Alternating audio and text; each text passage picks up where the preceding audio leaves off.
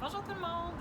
Je vais commencer aujourd'hui en vous présentant mon top 10 des parutions dans la littérature québécoise de la dernière année. Comme vous pouvez voir, je me suis installée devant la librairie avec notre nouvelle ardoise ici. Je me suis inspirée d'Harry Potter pour la citation de cette semaine.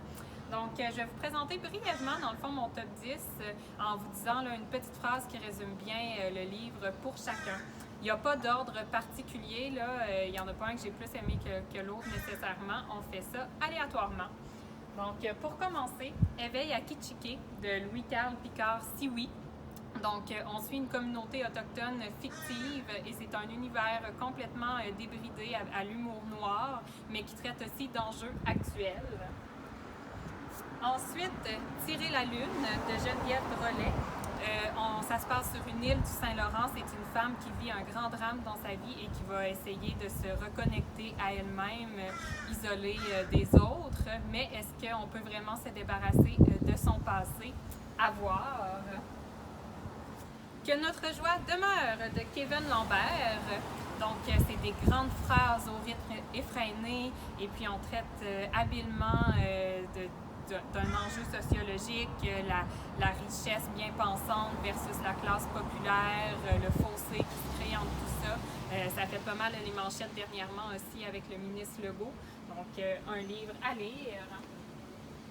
Ce que je sais de toi, d'Éric Chacour, c'est probablement une des plus belles plumes que j'ai lues dans ces dernières années, un roman coup de poing.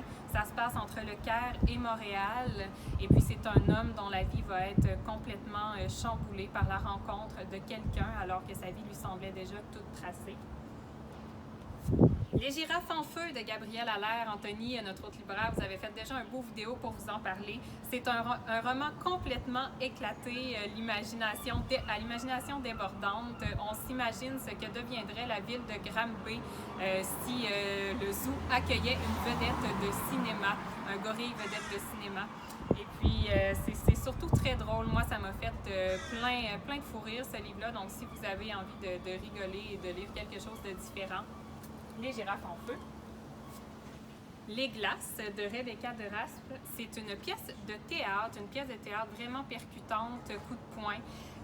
On y traite de viol, mais pas seulement selon le point de vue de la victime, aussi selon le point de vue de l'accusé.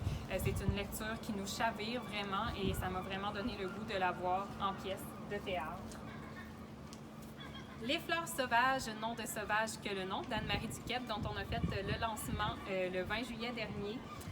C'est un livre magnifique, une ode à la nature et à la lenteur. On y suit le personnage de Gamin, un jeune garçon qui se sent mieux parmi les arbres que parmi les humains.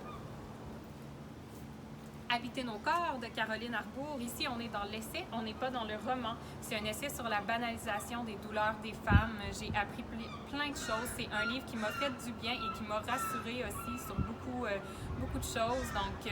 À lire, pas seulement pour les femmes, mais aussi pour les hommes, pour déconstruire certains préjugés.